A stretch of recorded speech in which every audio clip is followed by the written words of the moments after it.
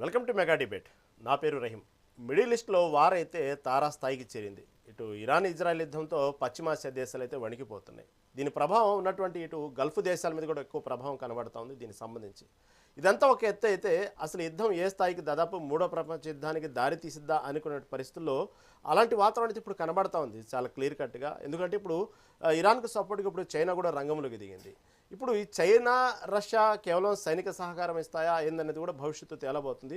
ఏమైనప్పటికీ కూడా చిలికి గాలివానై మొత్తం దేశాన్ని తిప్పుతూ ఇటు చూస్తుంటే పరిస్థితులు చేయి దాటిపోయి మూడో ప్రపంచ యుద్ధాన్ని దారి తీస్తుందా అంటూ ఒక పక్క అనేక రంగాల మీద ఈ ప్రభావం చూస్తే ఆర్థికంగా కానివ్వండి ప్రపంచ దేశాలన్నిటి కూడా దీని ప్రభావం కనబడే అవకాశాలు అయితే ఎక్కువగా కనబడతా ఉన్నాయి యుద్ధం గురించి. ఇదంతా ఒక ఎత్తైతే అసలు దీన్ని ఇప్పుడు అనవసరంగా ఇటు భారతదేశం వైపు కూడా ఎందుకు ఈ మలుపు తిరిగింది యుద్ధము, భారతదేశం అనవసరంగా అపవాదం ఎందుకు మూట కట్టుకుంది, ఈ అపవాదం మూట కట్టుకోవడానికి అసలు దారి తీసిన కారణాలు ఏంటి, ఇవన్నీ కూడా మనం ఈ డిబేట్లో చర్చిద్దాం.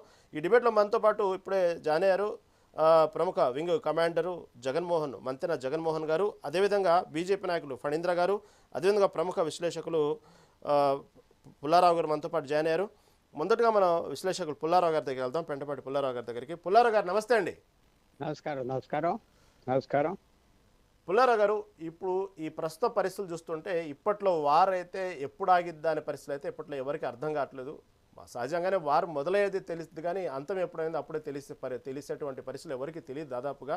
అయితే ఇటు పక్క ట్రంప్ మాత్రం 2-3 వారాలు పట్టొచ్చు అంటున్నారు. ఏదేమైనప్పటికీ కూడా ఇప్పుడు ఇరాన్కు సపోర్ట్గా చైనా రంగంలో దిగటం పట్ల ఇప్పుడు అందరికీ ఒక రకమైనటువంటి పరిస్థితులు చూస్తూ ఉంటే అది ఎటు దారి తీసిద్ది అనేటువంటి వాతావరణం అయితే కనబడతా ఉంది. రష్యా కూడా ఇప్పుడు ఇరాన్కి సహకారం ఇచ్చే పరిస్థితులు కనబడతా ఉన్నాయి. ఇప్పుడు ప్రపంచ దేశాలన్నీ ఏ దేశానికి ఎటువైపు సపోర్ట్ అనేటువంటి క్రమం ఇప్పుడు దారి తీసింది. దీన్ని ఎలా చూడాలి? ఒకటి ఫస్ట్ మీరు చైనా సపోర్ట్ చేస్తుంది అన్నారు, మరి ఏ పునాది మీద చెప్తున్నారో నాకు తెలియట్లేదు. ఇంటర్నేషనల్ మీడియాలో ఇంకా రాలేదు అది. మీరు ఎక్కడి చూసి చెప్తున్నారో అది చాలా పెద్ద. అంటే ఇరాన్ సంబంధించినటువంటి ఎవరైతే ఈ ప్రస్తుతం దానికి సంబంధించినటువంటి కమాండ్గా మొత్తం చేస్తున్నారు అధికారి, ఆ అధికారితో చైనా సంబంధించినటువంటి అధికారి చర్చలు జరపడం, ఫోన్ సంభాషణ ద్వారా సపోర్ట్ చేయడం అనేది ఇప్పుడు ప్రధానంగా తెర మీదకి వచ్చిన అంశం. ఒకటి అది కరెక్ట్ అయితే చాలా కండెమ్ చేస్తుంది చైనా, ఇది ఖండించింది అంతే. చైనా సపోర్ట్ చేస్తుందంటే చాలా పెద్ద స్టెప్, అది సీరియస్ స్టెప్ చైనాకి. చైనా ఇప్పుడు వరకు వాళ్ళ హిస్టరీలో, రీసెంట్ హిస్టరీలో ఇంకో దేశం తరఫున ఎప్పుడు పోరాడలేదు. పక్క నుండి రెచ్చగొడుతుంది, డబ్బులు ఇస్తుంది, చేయిస్తుంది, పోరాడు, చాలా కేర్ఫుల్గా ఉంటుంది. కానీ అది పెద్ద స్టెప్. మీరు అన్నదే కరెక్ట్ అనుకుందాం. అది చాలా పెద్ద స్టెప్, కానీ కన్ఫర్మ్ అవుతుంది. అది జరిగితే ఒక రకంగా చాలా మార్పు వచ్చేస్తుంది యుద్ధానికి. ఒకటి రెండు, యుద్ధం స్టార్టింగ్లోనే చాలా పెద్ద షాక్ కదా. స్టార్టింగ్ యుద్ధంలో 15 నిమిషాల్లో మొత్తం ఆయుతులను చంపేశారు, ఆయన మంత్రులు చంపేశారు. పెద్ద విషయం కాదు. ఇంకా షాక్లో ఉన్నారు ఇరాన్ అంతా. అంత పెద్ద వ్యక్తి, 37 సంవత్సరాలు, స్పిరిచువల్ లీడర్, పొలిటికల్ లీడర్ కాదు, స్పిరిచువల్, పాలిటిక్స్, ఎకనామిక్ అన్నిటికీ లీడర్. ఆయన తీసేశాక ఆయనతో పాటు 10-15 మంత్రులు తీశారు, తర్వాత 40 మందిని తీసేశారు. అంటే అర్థం ఏంటంటే మొత్తం ఇన్ఫిల్ట్రేషన్ అయిపోయింది. ఇరాన్ ఉన్న మిలిటరీ, గవర్నమెంట్ అంతా వాళ్ళు వాచ్ చేస్తున్నారు. వాళ్ళ ఐడియాస్, వాళ్ళ ప్లాన్స్ అన్ని తెలిసినట్లెక్కే కదా. ఆఫ్టర్ ఆల్ అయతుల్లా ఎక్కడ దాక్కున్నాడో చెప్పి తెలుసుకున్నారంటే ప్లాన్ అన్ని తెలుసుకోవాలి. ఇరాన్కిను అలాగే ఇజ్రాయెల్కి, అమెరికాకి ఇజ్రాయెల్. సో ఇవన్నీ అలా ఉండగా ప్రస్తుతం భారతదేశానికి అంత సంబంధం లేదు. యుద్ధానికి ఎవరు సపోర్ట్ చేస్తున్నారు ఇరాన్ని అంటే 54-56 ఇస్లామిక్ దేశాలు ఉంటే 10 దేశాలే ఇరాన్ పక్కన వచ్చినాయి. మిగతా 44 ఏం మాట్లాడలేదు. వాళ్ళు సంతాపం చెప్పలేదు, ఏం చెప్పలేదు. పాకిస్తాన్ అయితే, బంగ్లాదేశ్ ఎవరు మాట్లాడతారు. చాలా విశేషం. సరే, యూరోప్, G7 ముఖ్యమైన దేశాలు అందరూ పూర్తిగా ఒక పక్కన ఉన్నారు, వాళ్ళు ఏం మాట్లాడుతున్నారు. సో ఇది ఒక విశేషమైన పరిస్థితి.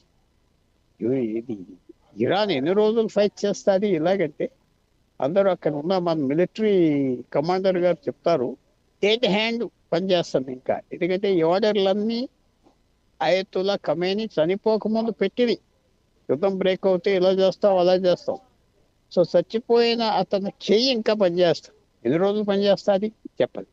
ఎన్ని మిసైల్స్ ఉన్నాయి చెప్పలేం. విమానాలు బయటికి రావు ఈ వార్ఫేర్ అంతా మిసైల్స్ తోనూ డ్రోన్స్ తోనే జరుగుతుంది. 5 రోజులు అవునాయి, 50 రోజులు అవునాయి. ఇది ఎంత సీరియస్గా వెళ్తుంది? ఆఖరికి అమెరికా ఇజ్రాయెల్ అడ్డుకోగలరా టైంకి అంటే నేను ఎస్ అనుకుంటాను.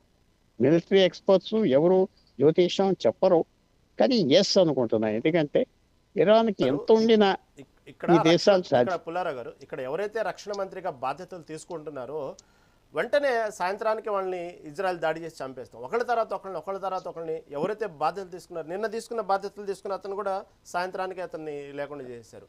ఈ విధంగా ఎంతకాలం అనేది అర్థం కావట్లేదు. రక్షణ మంత్రిగా బాధ్యతలు తీసుకున్నప్పటికీ వెంటనే జరిగిపోతుంది జరగాల్సిన ఆపరేషన్. అదే అంతా ఇన్ఫిల్ట్రేట్ చేశారు. మీరు ఇన్ఫిల్ట్రేట్ చేశారు. కొంతమంది ఆల్రెడీ వాళ్ళ పక్కనే ఉన్నారు. తర్వాత చూడండి, ఎవరు మనకి తెలియని రహస్యాలు ఏంటి? డిఫెన్స్ మినిస్టర్ ఆ రెవల్యూషనరీ గార్డ్ పిల్లలు ఎక్కడున్నారు? మొనాకోలో ఉన్నారు, స్విట్జర్లాండ్లో ఉన్నారు. అది పట్టుకోవటం కష్టమా? ఇది ఇన్ఫిల్ట్రేట్ చేశారు. ఎంతవరకు డీప్గా చేశారో తెలియదు. ఒకటి సింపుల్గా చెప్పాలంటే, ఇరాన్ చేసిన పని అది క్వైట్గా చేస్తే ఎవరు పట్టించుకోరు. వాళ్ళు క్వైట్గా డెవలప్ చేసుకుంటా పోయి రోజు హెచ్చరికిస్తాయి. 38 సంవత్సరాలు 40 సంవత్సరాలు ఇజ్రాయెల్ కప్పెట్టేస్తా, వారిని చేసేస్తా, సౌదీ అరేబియా తీసేస్తా అని అంటున్నారు. సున్నీ దేశాల మీద ఏమిటి కోపం? నువ్వు సౌదీ కింగ్ ఎలాగవ్వావు? మీ తాత ఎలాగవ్వాడు? బ్రిటిష్ చేశాడు. జార్డన్ కింగ్ హసన్ మీరు ఎలా చేశాడు? బ్రిటిష్ చేశారు. టర్కిష్ సామ్రాజ్యం పడిపోయాక Jordan, Kuwait, Saudi Arabia, Qatar మీరు ఎలాగొచ్చింది? మేము తీసేస్తాం. అంతా ఈరోజు వచ్చేసింది. వాళ్ళు అగ్రెసివ్గా కొంటాం సరే, కానీ ఓవర్ అగ్రెసివ్గా ఉండటం వల్ల ఇరాన్కి ఎనిమిటీ వచ్చింది. భారతదేశానికి మనకి ఏమిటి డైరెక్ట్గా మనకి ఇంపాక్ట్ లేదు. మీరు ఏదో అన్నారు కానీ ఇంపాక్ట్ లేదు. ఎందుకంటే ఆయిల్ ధరలు పెరిగిపోతాయి అంటారు. 2 రోజులు పెరుగుతాయి, వారం పెరుగుతాయి, తగ్గిపోతాయి. కొత్త సప్లైస్ రావాలి సౌత్ అమెరికా నుంచి, రష్యా నుంచి. అదో 3 వారాలు పడుతుంది. వరల్డ్ సర్ప్లస్ ఆయిల్ ఉన్నది, ప్రపంచం అంతా ఆయిల్ ఎక్కువైపోయి పెద్ద ఇంపాక్ట్ భారతదేశం మీద ఉండదు. ఇంకోటి కూడా చెప్పాలంటే, ఇరాన్ మనకి మంచి సంబంధాలు పర్షియన్స్తో ఉన్నాయి. విశేషమైన మంచి సంబంధాలు భారతదేశానికి. After all Persian official language భారతదేశంలో. 1910 వరకు నైజాం కూడా పర్షియన్ అయింది. ఇవన్నీ ముస్లిం స్టేట్స్, హిందూ స్టేట్స్ కూడా పర్షియన్ లాంగ్వేజ్. అంత క్లోజ్ సంబంధాలు ఉన్నాయి. ఈ గవర్నమెంట్ వచ్చాక, ఇస్లామిక్ గవర్నమెంట్ వచ్చాక కొద్దిగా దూరం అవ్వారు. ఆ దూరం అవటంలో కూడా మీకు జ్ఞాపకం చేసిన, చాబహార్ పోర్ట్ మనకి ఇచ్చారు ఇరాన్లో, ఆఫ్ఘనిస్తాన్కి సప్లై చేయమని. అది కూడా మర్చిపోకూడదు 2024లో. సో మనకి ఇరాన్తో పెక్యూలియర్ ఉన్నది రిలేషన్షిప్. ఒక పక్కన బ్రహ్మాండంగా ఉన్నది, ఒక పక్కన కొద్దిగా ప్రాబ్లమ్స్ ఉన్నాయి. నరేంద్ర మోడీ 2016 అనుకుంటున్నా ఇరాన్ వెళ్ళాడు, అయతునాలు కలిసాడు, ఇవన్నీ మామూలు రొటీన్గా జరుగుతున్నాయి. కానీ ఆ కాశ్మీర్ వచ్చేటప్పటికి ఏదో అంటూ ఉంటాడు, దాని మీద మనకు దూరం అయిపోయింది. అందువల్ల ఇరాన్ ప్రజలతో మంచి సంబంధం భారతదేశానికి ఉంది. ఇప్పుడు ఉన్నది. పుల్లారావు గారు, ఏదైతే ఈ పెట్రోల్ రంగం, ఆయిల్ సంబంధించిన రంగాల్లో, దాంతోపాటు ఎల్పిజి, ఇవన్నీ కూడా భారతదేశం మీద ప్రభావం పడిద్ది అన్నట్టు బాగా ప్రచారం జరుగుతుంది. మీరు చూస్తే పెద్ద ప్రభావం ఉండదు, ఉంటే మహా 2 వారాలు అంటున్నారు. ఇటు పక్క హర్మోజ్ జలసంధిని పెద్ద భూతంలా చూపిస్తా ఉన్నారు. అది చూస్తే దానికి సంబంధించినటువంటి ఎక్కడికక్కడ హర్మోజ్ జలసంధి అయితే ఇరాన్ సంబంధించిన రక్షణ శాఖకు సంబంధించిన వాళ్ళందరూ కూడా దాన్ని ఆధీనంలో తీసుకున్నారు అన్నట్టు వార్తలు వస్తున్న నేపథ్యంలో హర్మోజ్ జలసంధిని ఎక్కువగా భూతంలో చూపిస్తూ ఇది భారతదేశం కూడా ఇబ్బంది అని చూపిస్తున్నారు. మీరు చూస్తే పెద్ద ఇబ్బంది లేదంటున్నారు. దీన్ని ఎలా చూడాలి? ఎలాగంటే మన దగ్గర నెలల స్టాక్ ఉన్నాయి. ఓ నెలల్లో ఇతర దేశాల నుంచి స్టాక్ వస్తుంది, రష్యా నుంచి వస్తుంది. రష్యా నుంచి ఎవరు కొనొద్దు అంటారు. ఇప్పుడు వెనుజులా నుంచి వస్తాయి. గ్యాస్ ఎక్కడ తయారు చేస్తారు? రష్యా నుంచి వస్తాయి. అక్కడ ఒక సప్లై చైన్, ఆ సప్లై చేయడానికి కొత్త వాళ్ళు పంపి తిప్పటం చేయటం నెలలు పడుతుంది. మళ్ళీ ఆ చైన్ వస్తుంది. ఎందుకంటే ప్రపంచంలో షార్టేజ్ లేదు. ఈవేళ సప్లై దూరంగా ఉన్నాయి, తెచ్చుకోండి. షార్టేజ్ లేదు, జ్ఞాపకం పెట్టుకోండి. అది కొంచెం అడ్జస్ట్మెంట్కి ప్రాబ్లం ఉంటుంది. తర్వాత ఏం చేస్తారో చూడాలి. తప్పకుండా అది మూసేస్తారు హార్మోన్స్. అంటే మన దగ్గర 40-45 రోజులు, మన దగ్గర 40-45 రోజులకు సరిపడా స్టాక్ మాత్రమే ఉంది. దాదాపుగా ఈ హర్మోజ్ జలసంధి నుంచి దాదాపు 5 బిలియన్ బ్యారెల్స్ మనకి ఎప్పటికప్పుడు వస్తూ ఉన్నది. ఇప్పుడు అది ఆగిపోతే పరిస్థితి. ఇప్పుడున్నటువంటి లెక్కల ప్రకారం చూసుకుంటే మన దగ్గర 40-45 రోజులు మించినటువంటి ఆయిల్ దగ్గర మన దగ్గర స్టాక్ లేదు అనేటువంటి ప్రకటన కూడా ఒకటి వచ్చింది బయటికి. అంటే ఆగిపోదు కదా, మిగతా దేశాల నుంచి వస్తాయి. ఇప్పుడు 45 రోజులు అంటే చాలా టైం. వెనుజులా నుంచి ఇక్కడ రాయల్ రావటానికి 25 రోజులు చాలు. అలాగే చాలా దేశాల నుంచి, అమెరికా నుంచి వస్తాయి, రష్యా నుంచి వస్తాయి, సడన్గా షిప్స్ నుంచి కొంటారు, ఇవన్నీ ఉంటాయి అరేంజ్మెంట్స్. ఇది రష్యా ఇది ఒక రష్యా రష్యా దగ్గర నుంచి కొనమని ఒక పక్క మాట ఇచ్చారు కదా ట్రంప్కి. హాయ్ మాట ఇవ్వలేదు. ఉమ్, మనం ఇప్పుడు ఎవరో ఆప్ చేయలేరు. ఇది ఉమ్, మూసాక ఎవడరా నువ్వు అడ్డం పడతా అంటారు. అమెరికా లేదు, రష్యా నుంచి అందరూ ఆయిల్ కొంటారు, ఓకే. చైనా కొంటారు. చైనా సప్లై ఆగిపోయింది కదా, ఇరాన్ నుంచి చైనా ఎక్కువ కొంటారు, ఉమ్, ఆగిపోయింది. వాళ్ళు రష్యా నుంచి కొంటారు. భారతదేశం మనం ఏదో $3 మిలియన్ పర్ డే ఏదో ఎంతో కొంటున్నాం నెలకి, నాకు కరెక్ట్ ఫిగర్ నా దగ్గర లేదు. ఉమ్, అది తగ్గింది, మరి పెంచుతారు. గ్యాస్ పెంచుతారు, గ్యాస్ రష్యా సప్లై చేస్తారు, గ్యాస్ ఉన్నది వాళ్ళ దగ్గర. ఉమ్. సో అడ్జస్ట్ అవుతారు. 30-40 days కొద్దిగా టెన్షన్ ఉంటుంది.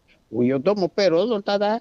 30 రోజులు ఉంటుందంటే ప్రపంచం పూర్తిగా మారిపోతుంది. చక్కగా కాదు అసలు, మళ్ళీ మీకు తెలియదు ప్రపంచం ఎలాగ ఉంటుంది. మొత్తం మిడిల్ ఈస్ట్ నాశనం అయిపోతుంది. రోజు ఆ హోటల్స్ వాటి మీద ఇంకా పడలేదు. మనం అది మళ్ళీ మరి రష్యా ఉక్రెయిన్ యుద్ధం అప్పుడు కూడా ఇలాగే అనుకున్నాక పుల్లారావు గారు, ఇది చాలా చిన్న దేశం ఉక్రెయిన్, అది ఎంత రోజు పట్టదు అనుకున్నాం. ఈ రోజు వరకు కూడా అది ముగింపు లేదు కదా. ఒకటి ఆ, అది అది యుద్ధం సోల్జర్స్ తో చేశారు, ఉమ్, ట్యాంక్స్ తో చేశారు, ఉమ్, మనుషులు తుపాకులు ఒకరికొకరు కళ్ళు చూసుకుంటా చేశారు. ఓకే. ఇదంతా ఎయిర్ ఫేర్, డ్రోన్ ఫేర్ ఉమ్, అవుతుంది. ఇది వేరే యుద్ధం. ఉమ్, ఆ యుద్ధం వేరే, యుద్ధం వేరే. అసలు ఓకే. మనుషులు ప్రభావం లేదు ఇక్కడ. అక్కడ మనుషుల ప్రభావం ఉన్నది. ఇది మషిన్స్ తో ప్రభావం. ఇక ఎంతవరకు ఆప్ చేస్తారు, ఏ బాంబు లేకుండా ఉంటారు, ఏం చేస్తారు చూడాలి. అది టోటలీ డిఫరెంట్ యుద్ధం. ఆ యుద్ధం ఈ యుద్ధం అది 4 సంవత్సరాలు ఏంటంటే మనుషులు ఒక్కరోజు బేనస్ కూడా కాల్చుకుంటున్నారు, చంపుకుంటున్నారు, ట్యాంక్స్ వస్తున్నాయి, ఏం ఉండవు ఇక్కడ. ఇదంతా మిసైల్స్ వార్ఫేర్. ప్లేన్స్ కూడా వెళ్ళవు, ఇంకో టెరిటరీకి వెళ్తే కాల్చేస్తారు, కింద షూట్ డౌన్ చేస్తారు. ఆ ప్లేన్స్ దూరం నుంచి షూట్ చేస్తాయి, అంతే. Total different warfare. ఈ భారతదేశానికి కూడా పెద్ద లెసన్. వచ్చే వారు పాకిస్తాన్తో చైనాతో ఏదో 5 లక్షల మంది 3 లక్షల మంది కాదు, అంత డ్రోన్ వార్ఫేర్, మిసైల్ వార్ఫేర్. ఇప్పుడు ఇంకా చూడవలసింది మనం చూస్తామేమో, డ్రోన్ స్వామ్స్ చూస్తాం. అంటే ఇరాన్ ఒక్కోసారి 1000 మంది, 2000 డ్రోన్స్, 1000 డ్రోన్స్ పంపిస్తారు, స్వామ్స్. తేనెగల్లాగా పంపిస్తాం. ఆ సిచ్యువేషన్ ఉన్నది. అది వస్తుందా? ఇరాన్ దగ్గర ఉన్నాయి, డ్రోన్స్ ఉన్నాయి. వాళ్ళు రష్యాకి పంపిస్తున్నారు, ఎక్స్పోర్ట్ చేస్తారు, పాకిస్తాన్ కూడా ఇచ్చారు. వాళ్ళు స్పెషల్ డ్రోన్స్ మషిన్. సో ఇది చూస్తాం, కొత్త వేర్ఫేర్ చూస్తాం. కానీ 6 నెలలు 3 నెలలు ఆగదు, రోజు రోజుకి పెంచుతారు. డొనాల్డ్ ట్రంప్ ఏమన్నదంటే ఇవాళ రేపటి నుంచి బాంబింగ్ పెంచుతాం పెంచుతాం. ఎంతవరకు ఆగుతారు చూడాలి. చైనా సాయం ఎంతవరకు, మాట సాయం. లేకపోతే చైనా అందరితో ఇప్పుడు అందరూ బ్లాక్ లిస్ట్ చేస్తారు. ఆ స్టేజ్ చైనాని కంట్రోల్ చేయడం. సో చూద్దాం, ప్రిడిక్షన్ కష్టం, ఊహలే అంత. ఇంకొక వార్త కూడా ఏం బయటకు వస్తుందంటే పుల్లారావు గారు, యాక్చువల్గా చైనా సంబంధించినటువంటి ఏదైతే ఆయుధాలు ఉన్నాయో ఇక్కడ కూడా చివరికి మొన్న పాకిస్తాన్ సింధు ఆపరేషన్ సమయంలో ఎలా జరిగిందో పాకిస్తాన్ పెద్ద ఉపయోగపడలేదో, అనుకున్న స్థాయిలో అవి ఎలా అయితే దానికి ఉపయోగం పడలేదో ఇక్కడ కూడా అలాంటి కొన్ని ఫెయిల్ అయినాయి. కాకపోతే ఈ ఉక్రెయిన్ రష్యా టైంలో స్వాధీనం చేసుకున్నటువంటి అమెరికా ఆయుధాలే ఈరోజు ఇరాన్కు ఉపయోగపడ్డాయి, అవి చాలా బాగా పనిచేస్తున్నాయి, కొన్ని డ్రోన్లు అనేటువంటి వార్త కూడా చెప్తా ఉన్నారు. అవ్వచ్చు ఉమ్, అవ్వచ్చు. కానీ ఇంకో చిన్న విషయం, ఆ 7 దేశాలు యుద్ధం జాయిన్ అవుతారా అవరా? Saudi Arabia, Qatar, Kuwait, United Arab Emirates, Jordan, Pakistan కూడా జాయిన్ అవుతుందా? సౌదీ అరేబియాతో పెద్ద అగ్రిమెంట్ సంతకం పెట్టారు కదా, మీ మీద ఎవరైనా యుద్ధం చేస్తే మేము వస్తామని అన్నారు కదా. వాళ్ళు జాయిన్ అవుతారా చూడాలి, ఎవరు జాయిన్ అవుతారు. గల్ఫ్ దేశాలు జాయిన్ అవుతే ఇది ఒక పెద్ద స్టెప్. వాళ్ళు తీసుకోవడానికి ఇష్టం లేదు, కానీ ఇజ్రాయెల్, అమెరికా మీరు కూడా ఇష్టం, మీరు పోటీ చేయాలి, మీరు దెబ్బలాడాలి, మీరు జాయిన్ అవ్వాలి అంటున్నారు. వాళ్ళు జాయిన్ అవుతే వాళ్ళ దగ్గర విశేషమైన మిసైల్స్ ఉన్నాయి, ప్లేన్స్ ఉన్నాయి, లేటెస్ట్ ప్లేన్స్, వందల ప్లేన్లు కొన్నారు. దేనికంటే ఇప్పుడు ఇరాన్ మీద యుద్ధానికి. వాళ్ళ ఎనిమి ఎవరు? ఇరాన్. ఇండియా కాదు, పాకిస్తాన్ కాదు, చైనా కాదు, ఎప్పటి నుంచో ఉన్నది. సో వాళ్ళు జాయిన్ అవుతారా అవరా యుద్ధం, అది కూడా పెద్ద ఫ్యాక్టర్, మీరు వాచ్ మీరు చేయాలి. చెప్పినట్టుగానే గల్ఫ్ దేశాల్లో ఎక్కడెక్కడైతే అమెరికా సంబంధించిన ఎంబసీస్ ఉన్నాయో, కార్యాలయాలు ఉన్నాయో, వాటి మీద మాత్రం ఇరాన్ దాడి చేస్తూ దాన్ని కేవలం అమెరికా సంబంధించినటువంటి ఎంబసీ కార్యాలయం మీద దాడులు చేసి దాన్ని ఒక విజయంగా భావిస్తే ఎప్పటికప్పుడు పత్రికాముఖంగా చెప్తా ఉన్నారు.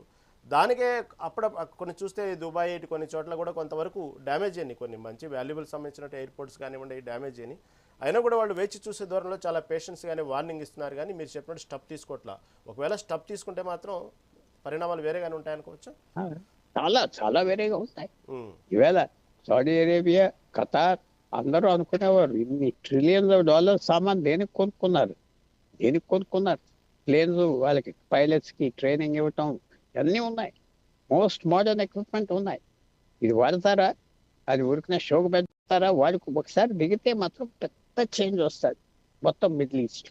ఇప్పుడు వరకు వాళ్ళు యుద్ధాలు చేయలేదు, ఇలా సౌదీ అరేబియా, కువైట్ వాళ్ళ మీద పడినప్పుడు కూడా చేయలేదు సదాం హుసేన్. సో ఇది చూడాలి ఎలాగుంటుందో, ఎవరైనా స్టెప్ తీసుకుంటారు. కానీ ఒక చెప్తా, అమెరికా బలమని కాదు, వాళ్ళది అప్పర్ హ్యాండ్ ఉన్నది. వాళ్ళ ఇన్ఫర్మేషన్ పూర్తిగా ఇరాన్ మీద ఉన్నది. స్టన్నింగ్ కదా. చైనా, రష్యా ఎన్ని మాటలు చెప్పినా భారతదేశం యుద్ధం స్టార్ట్ చేసి పొద్దున్న 5 గంటలకు స్టార్ట్ చేసి 10 నిమిషాల్లో వీళ్ళందరినీ చంపేస్తే ఏంటి, ఏం ఆలోచించుకోవాలి? మీరు సపోర్ట్ చెప్పినట్టుగా చేసాం. పుల్లారావు గారు, ఇది ఒక రోజు ఆపరేషన్ కాదు, చాలా రోజుల నుంచి ట్రాఫిక్ సిగ్నల్స్ కాడి నుంచి, వాళ్ళ మొబైల్స్ కాడి నుంచి, ఖమేనికి ఉన్నటువంటి సెక్యూరిటీ గార్డుల యొక్క కదలికల నుంచి, మొత్తం చాలా రోజుల నుంచి ఒక నిఘా పెట్టి సరైన సమయంలో శుక్రవారం రోజు వాళ్ళు ఒక మీటింగ్ ఏర్పాటు చేసుకున్నప్పుడు అంత ఈజీగా అతన్ని హత్య చేయలేదు. చాలా రోజుల నుంచి ఒక స్టింగ్ ఆపరేషన్ జరిగి దానికి సంబంధించినటువంటి ఎప్పటికప్పుడు ఈవెన్ ట్రాఫిక్ సిగ్నల్స్ నుంచి కూడా కావాల్సిన ఇన్ఫర్మేషన్ తీసుకున్నారు వాళ్ళు. ఇజ్రాయెల్ మీకు లాస్ట్ పాయింట్ చెప్తా, మన ఫ్రెండ్ వెయిట్ చేస్తున్నారు, మర్యాద కాదు నాది. రైట్. వాళ్ళు న్యూక్లియర్ హెడ్ ఇరాన్ 1000 మంది కాపలా కాస్తారు. అతను రోబోట్స్ తో చంపేశారు 2 సంవత్సరాల క్రితం. రోబోట్స్, రోడ్డు మీద రోబోట్స్ కాసి చంపేశారు. ఇది ఏమైనా సైన్స్ ఫిక్షనా ఏంటి అర్థమవట్లేదు. సో అలాంటి పరిస్థితిలో రేపు ఇంకో 100 మందిని చంపేస్తామని ఎక్కడో ట్రంప్ అన్నారు. ఇది ఇంకా 100 మంది ఉన్నారు మన చెప్తే లీడర్షిప్ ఏమైపోతుందంటే ఆ డేట్ హ్యాండ్ పనిచేస్తుంది. డేట్ హ్యాండ్ అంటే చచ్చిపోయిన ఒకటి చేయి ఇంకా పనిచేస్తుంది. ఆ ఆర్డర్స్ అందరు కమాండర్స్ దగ్గర ఉన్నాయి. వాళ్ళు వాడే వరకు అలా కొడతా ఉంటారు. పైనుంచి ఏం లేదు ఆర్డర్స్, ఆ డేట్ హ్యాండ్ కమాండ్స్. చూద్దాం, చాలా మన మిత్రులు కూడా చెప్తారు, ఇప్పుడు నేను చెప్పింది కరెక్టా, వాళ్ళ వ్యూస్ చెప్తారు. Let us listen. Thank you అండి. మళ్ళీ మీ దగ్గరకు వస్తాను. మనతో పాటు వింగ్ కమాండర్ కూడా జాయిన్ అయ్యారు కాబట్టి మంత్రి జగన్మోహన్ గారు అని అడుగుదాం. మోహన్ గారు నమస్తే అండి. మోహన్ గారు మీట్లో ఉన్నట్టున్నారు.